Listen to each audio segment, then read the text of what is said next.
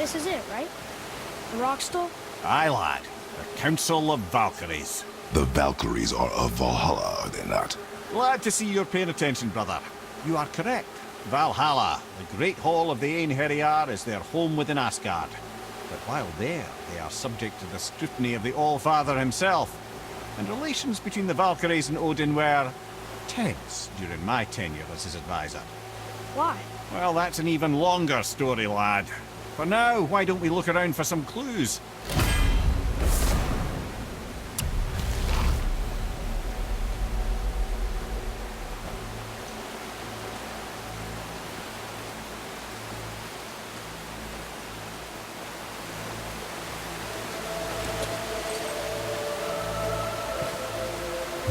Try placing one of... Whoa, you're back.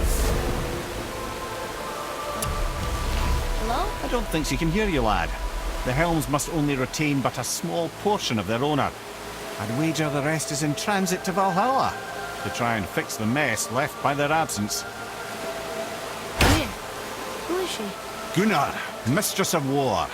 After any conflict, big or small, she would be first on the scene, sussing out the worthy spirits for a free trip to Valhalla. A gruesome task, but she took great pride in it. Any conflict. Impossible. It's true. She had help from her sisters, of course, but Gunnar was always first to arrive. Her judgment of the fallen was unparalleled, and an invaluable resource to Odin. She was one of his favourites.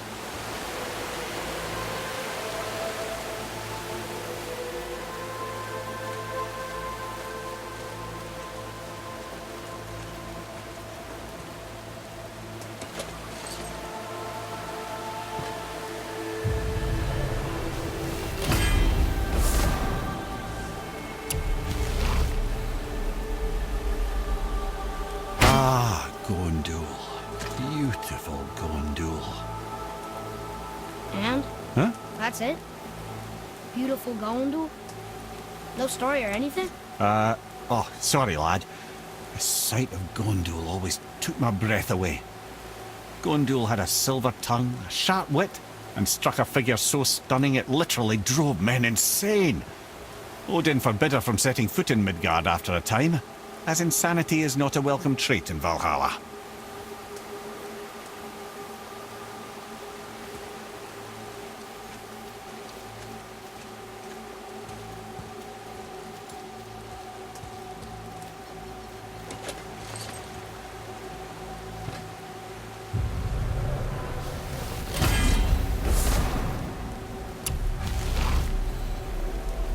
This is none other than Geirdrifol, the Master of Arms in Valhalla, responsible for arming and training Odin's Einherjar.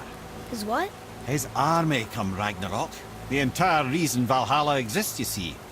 The Einherjar wait in the Great Hall endlessly, feasting, drinking and fornicating themselves silly. Once Ragnarok begins, Odin calls them into service to fight on his behalf.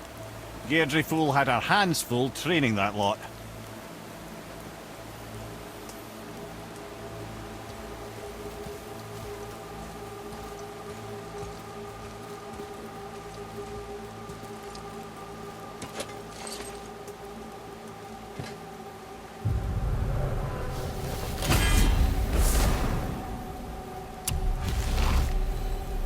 This, my friends, is Kara. Now, Valkyries are volatile by nature, but Kara, the lass is wild storm personified. A wild storm. Aye, calm and collected. Then the air would shift and the fury of her storm would unleash.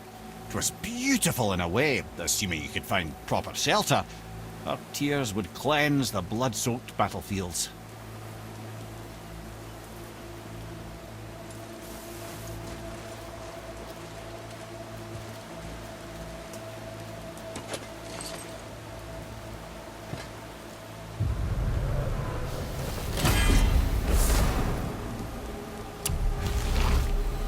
This is Rota, a chooser of the slain.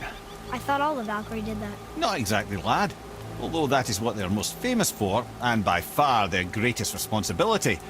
You've seen what happens to the dead without the judgment of the Valkyries. Hellwalkers. That's right. Rota, Gunnar, Skuld.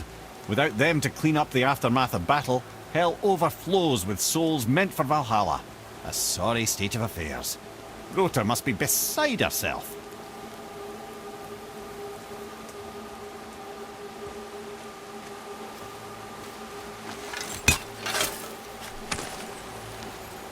Well, that solves that treasure map.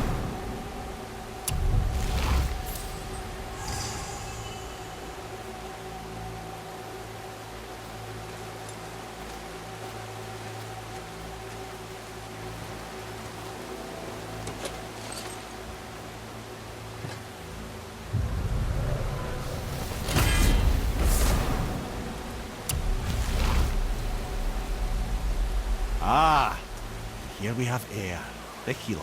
A Valkyrie healer? Strange. Air was strange, as a matter of fact. Very quiet, very calm. Where her sisters were violent rapids, Air was a gentle stream. She healed the wounds of both mortals and gods, and even a certain all-knowing sage who once drank too much and fell off a mountain.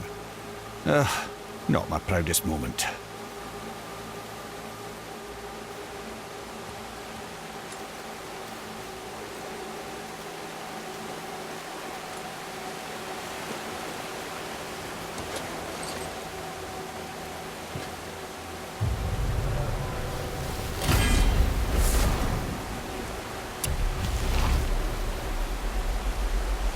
Well, well, Hilda, mistress of battle. She and Odin got on quite well, actually. Her and the other Valkyries, not so much. She would spend most of her time here in Midgard observing discord between the living, and sewing some up herself from time to time. She lived for conflict. Some say she was conflict personified. I wonder what will become of her now that she's free.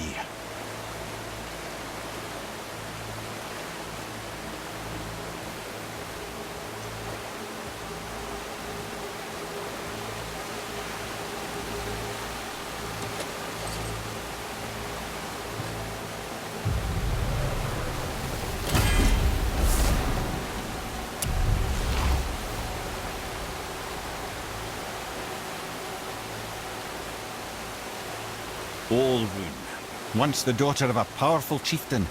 She fell defending him during a Reaver attack. Olrun was escorted to Valhalla, where she chose to devote her afterlife to the pursuit of knowledge above all else. Quite unusual behaviour amongst the constant drinking and feasting of her fellow Valhallian denizens. How'd she end up a Valkyrie? Odin. He saw a kindred spirit in Olrun's single-minded pursuit of knowledge. He appointed her as the Valkyrie's resident historian.